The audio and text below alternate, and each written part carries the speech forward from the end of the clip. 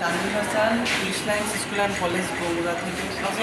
আমার এই প্রজেক্টের নাম হচ্ছে বঙ্গবন্ধু ফায়ার ফাইটার 0.1।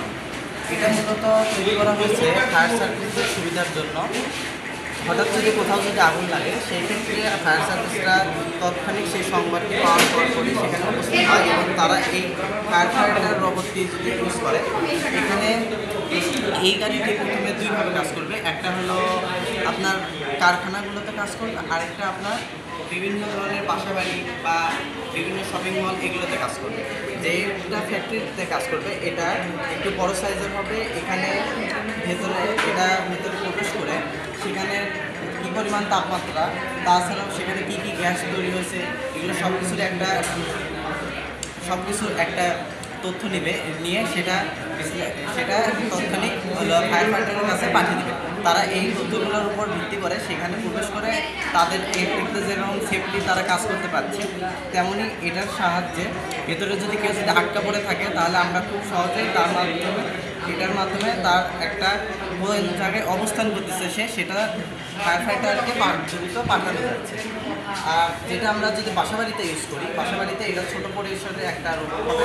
এই রোবটটা বাসাবাড়িতে প্রবেশের পরে সেখানে প্রথমেই ঢুকে আগে সেখানকার তাপমাত্রা, কী কী গ্যাস তৈরি হয়েছে এই সবগুলোর তথ্য ফায়ার ফাইটারের কাছে পাঠিয়ে দেবে। একই সাথে কোথাও যদি কোনো মানুষ যদি আটকা পড়ে থাকে সেটা লেন্স, ক্যামেরা হোক, তারপর সেন্সর, তারপরে এগুলোর মাধ্যমে স্ক্যান করে সেখানকার লোকেশনটা ডিটেক্ট করে এই লোকেশনটা সঙ্গে সঙ্গে ফায়ার ফাইটারের কাছে পাঠিয়ে দিলেন।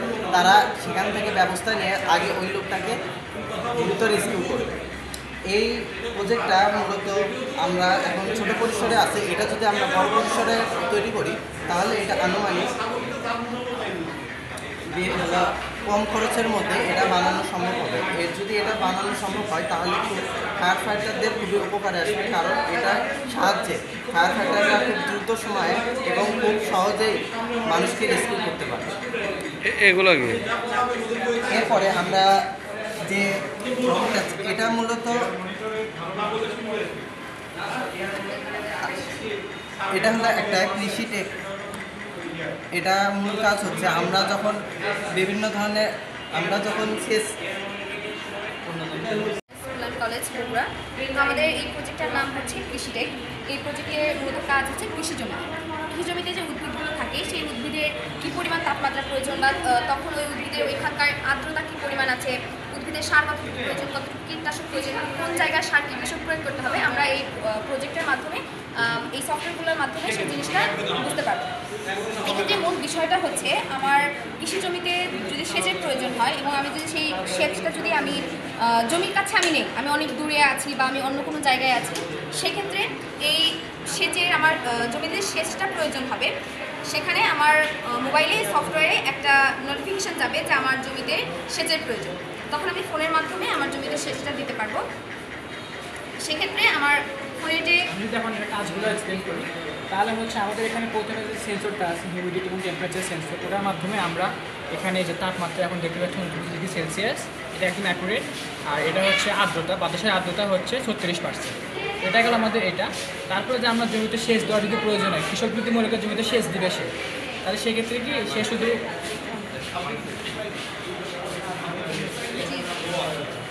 এই যে পাম্প বাটন যেটা আছে, পাম্প বাটন যদি চাপ দেয় তাহলে আমার ওই সেচ পাম্প চালু হয়ে যাবে, যার মাধ্যমে সে জমিতে সেচ দিতে পারে। আবার যদি অফ করে দেয় পাম্পটি অফ হয়ে যাবে। এভাবে যদি কৃষিক্ষেত্রে কীটনাশক বা সার যাবতীয় যা দেওয়ার প্রয়োজন হবে সেটি আমার কৃষক মোবাইলের মাধ্যমে কন্ট্রোল করে সাপ্লাই করতে হবে। মেনলি হচ্ছে এটা আমাদের প্রজেক্ট। এই প্রজেক্টে যেটা একটা স্বল্প আকারে করা আছে, জি, যদি এটা আমরা বৃহৎ আকারে করাই তাহলে 1 বিঘা জমিতে কি পরিমাণ কষ্ট আসতে পারে তৈরি করতে, 1 বিঘা জমি সেচ দিতে, 1 বিঘা বা 1 কাঠা, আমরা যেটাই বুঝি আর কি। আমাদের তো পুরো জমি জুড়ে এটা বসানো থাকবে। মেনলি হবে কি আমাদের জমি রিকোয়ারমেন্ট অনুযায়ী জমিতে কি চাষ কোন ফসল চাষ হচ্ছে একটা জায়গায় সেটা বেসে একটা জায়গায় হচ্ছে যে আমার একটা গাড়ি থাকবে, গাড়ির উপর আমার শুধু এই ডিভাইসটা বসানো। আচ্ছা আচ্ছা, ডিভাইস বেশি না 4-5 হাজারের এই ডিভাইসটা কমপ্লিট হয়ে যাবে। সেই গাড়িটা আমার যাবে একটা নির্দিষ্ট জায়গায় আছে, ওখানকার তাপমাত্রা দেখবে, স্ক্যান করবে, মানে সয়েলের অবস্থা এটা আমাদের হচ্ছে সয়েল সেন্সর। মানে টেস্ট করবে, মানে টেস্ট করার পর বলবে যে মাটিতে পানির পরিমাণ কতটুকু আছে এটা আমার ফোনে আগে পাঠাবে। তারপর আমি দেখার মাধ্যমে আমার যে সেচ পাম্পটা আছে এটা তো মুভ করানো যাবে না, একটা জায়গায় বসানো থাকে, ফিক্সড করা থাকবে। যেমন যেরকম মানে থাকে। আমাদের শ্যালো মেশিন বা ডিপ মেশিন যেরকম বসানো কি হয় যে আমাদের আইনের মাধ্যমে পানিগুলো চলে সাপ্লাই দেয় পাইপের মাধ্যমে নিয়ে যেতে হবে। তারপরে আমি সেচ পাম্প অন করে দেবো, জমিতে সেচ হয়, মানে পানি চলে যাবে।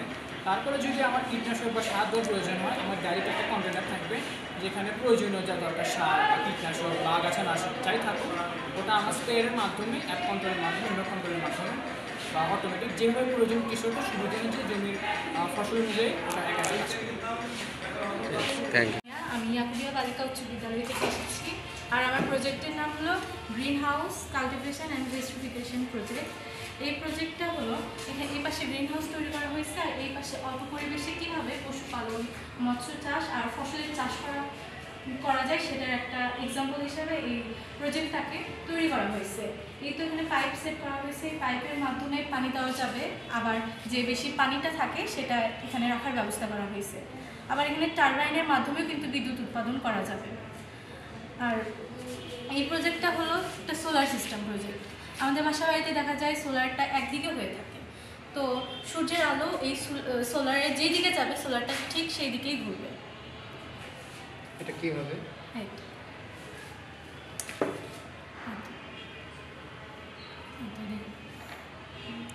হ্যাঁ করতেছি।